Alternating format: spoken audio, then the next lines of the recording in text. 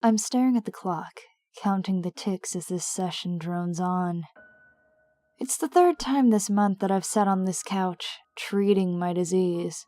I can't even stand to listen to Dr. Stiles jammer on anymore. I shift my focus from the clock to just behind the doctor. I stare at the large, fanged creature looming over him. It's still there. It's been over an hour and it has only moved a few feet. It looks hungry. Carnivorous even. I look back at the doctor. "Simon, are you even listening?" the delicious snack asks. "Of course, Doc."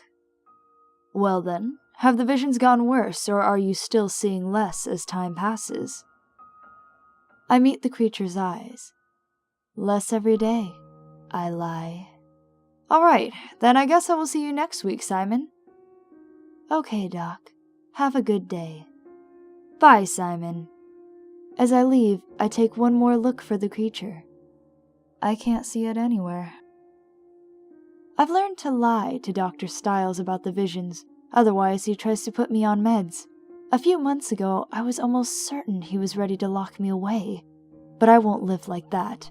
I'd rather have the visions. They can't hurt me anyways.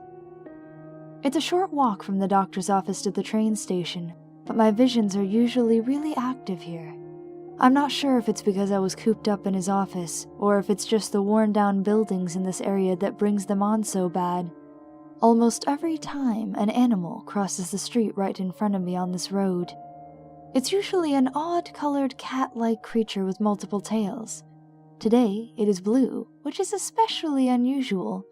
I never tried to interact with them anymore, since they always disappear before I can touch them. I used to think if I was fast enough, I could catch them, but I've since realized they are not tangible. One of my more disappointing realizations as I've grown up. The train ride is much longer than the walk to the station. I have to ride it for about an hour. I feel awfully tired today, so I lean over on the seat for a quick nap. A bit later, I am awakened suddenly. I feel shaken and ill. As I look around the train cabin, I notice a dark red tint over everything. At first I thought it was a light in the cabin glowing, but there are little eyes all over just watching me. Luckily, this is my stop.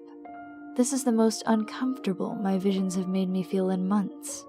I could just feel all those eyes creeping and crawling on me like insects. As I step off the train, I feel each stare like a knife in the back. My house is just down the road from here, and I really enjoy walking home. My neighborhood, although a bit lonely, is peaceful and quiet. Nature has really taken over here. The houses all have vines growing up the walls. The trees hang over the street, creating a dark river of shadow. The shadows are often home to all sorts of creatures, some small and innocent, others large and vile. I've even seen my late mother a time or two out tending the garden. Today was different though. The street was empty. It was a nice change from the crowded train ride. I was finally home. My house was small and simple, but that's what I liked about it. Nothing extraordinary or unusual about it, other than the man and all his nightmares living in it. I approached the front door. About 2 steps away, I noticed the doors cracked open. I was a bit surprised. It has been a while since anything like this has happened. The visions will occasionally distract me enough that I forget to do something, such as close the front door. Oh well. I go in and lock the door behind me. The house is dark, but I hear a low mumble from my living room. I walk to the noise and find the TV on.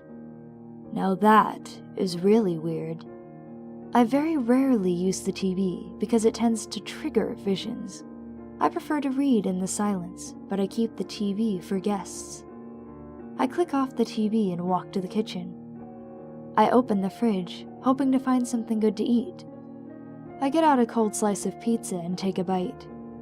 Good enough. I close the door and turn back towards the living room. I gasp and drop my pizza. The figure in the doorway caught me off guard. I was so caught up in my food that I didn't even notice him. I laugh loudly. Damn, you made me drop my pizza. Bummer. The figure just kind of stands there staring. Nothing new, I guess.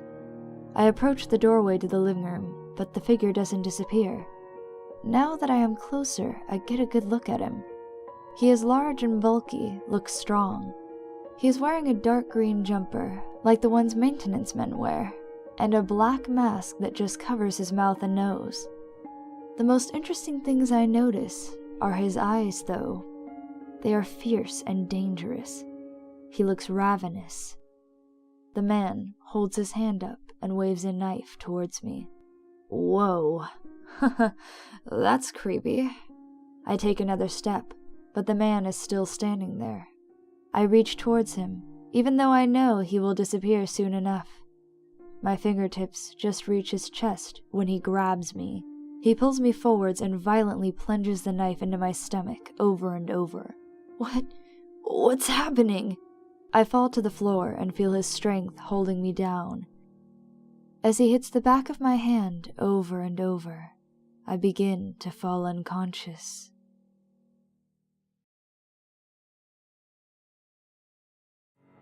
Hello everyone, I hope you've all been well.